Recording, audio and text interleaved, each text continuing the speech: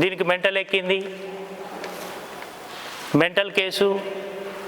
ఇష్టం వచ్చిన రీతిలో ఒక మహిళని గౌరవం లేకుండా మాట్లాడినటువంటి ఖబర్దార్. అరే బీర్లా ఐలయ్య, నీ బతికేందో నువ్వేందో నాకు తెలుసు.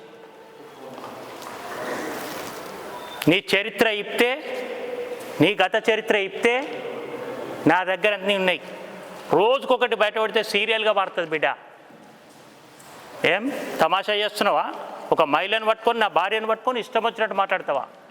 ఇదేనా నీ గౌరవం? నీకు ప్రజలు ఇచ్చింది అధికారం ఎందుకైనా? ఈ నియోజకవర్గ అభివృద్ధి చేయి.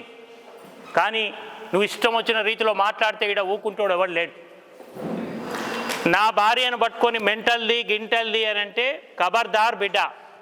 నీ అసంటోళ్ళు నా ఇంటికల్లా నువ్వు విసిపోయినా ఏం లేవు. చాలామంది చూసిన 45 సంవత్సరాల రాజకీయాలలో ఎవరికేం భయపడేది లేదు. ఉద్యమాల నుంచి వచ్చిన వాళ్ళం.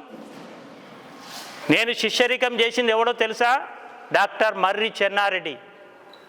తొలి ఉద్యమ నాయకుడు మర్రి చెన్నారెడ్డి గారి దగ్గర పనిచేసినోని, తొలి ఉద్యమ నాయకుడు.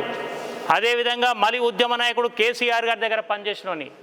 నా అదృష్టం ఏంటంటే ఇద్దరు కూడా తెలంగాణ రాష్ట్రం కోసం ఉర్రీతోలగించిన ఉద్యమం నడిపిన వ్యక్తుల దగ్గర నేను శిష్యరికం చేసినోని.